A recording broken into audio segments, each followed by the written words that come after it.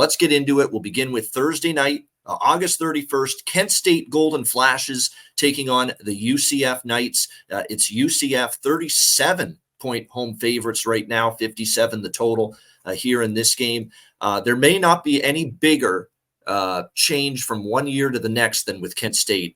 That program was absolutely gutted in the offseason, just ravaged in the transfer portal, losing a ton of key players, no returning starters really either side of the football. And we're talking about key players, 14 of them: Devontae Walker, Dante Cephas, who was a great receiver, Marquez Cooper, quarterback Colin Schlee, who was their starter last year. It's a mass exodus. And the mass exodus was caused by the sudden resignation of Sean Lewis, the former head coach who went to Deion Sanders in Colorado to become the offensive coordinator there. So Kenny Burns now takes over as the head coach here for Kent State. They have a new OC, obviously, now, Matt Johnson. And we're also going to see not only a team with so much change, there is a big quarterback battle going on it was still going on in fall camp. So right now they're leaning toward the incumbent from last year, returning as the starter, but that's still up for debate. But definitely when you look at this offense, they are going to be really slowing things down. We remember under Sean Lewis how they were one of the fastest paced offenses in the country. Not going to be the case anymore. An emphasis on running the football, slowing it down, control the clock. That's going to be the onus on Kent State offensively now moving forward. The question is, who's going to start? It was Kargman, Chandler Galbin, Tommy Ulatowski.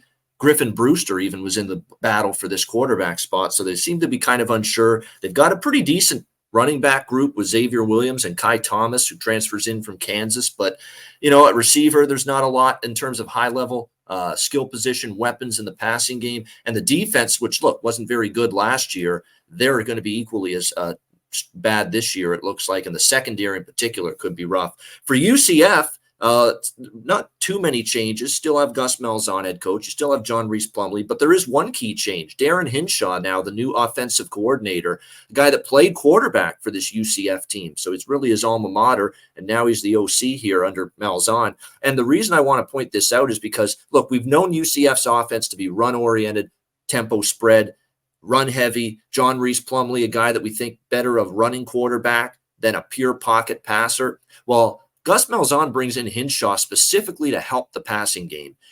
He thinks Hinshaw can really work with John Reese Plumlee in the passing game, make him an accurate, more polished passer.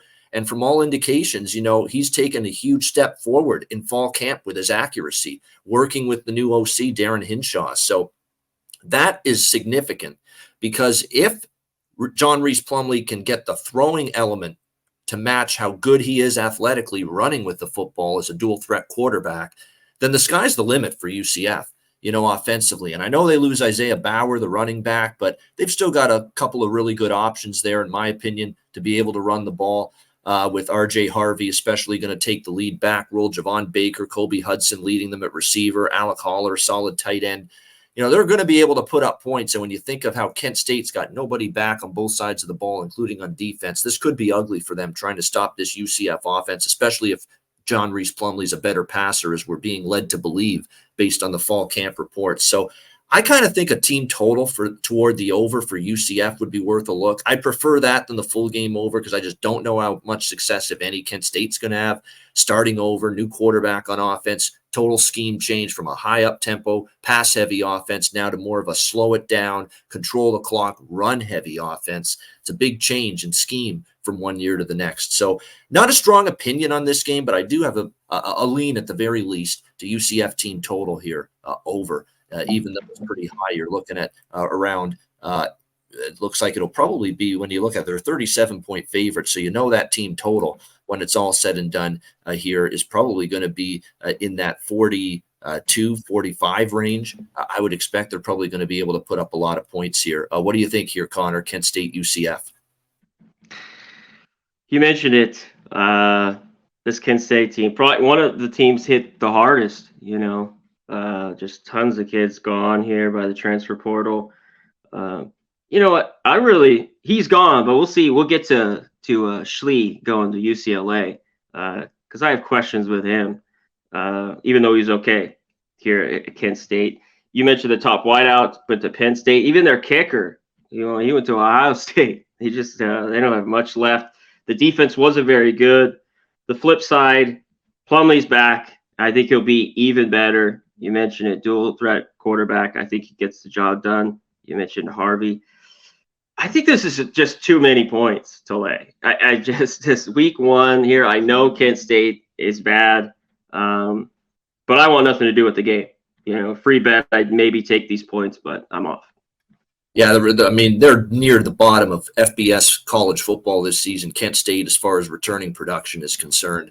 And that certainly is a worry when you're going on the road for an opener like this against UCF at home, making their Big 12 conference debut as well. So probably fired up for that. They beat up on the MAC, too, the last few years. Just kicked their ass, too. UCF. Yeah, no question. So tough ask for Kent State in rebuild mode for their opener.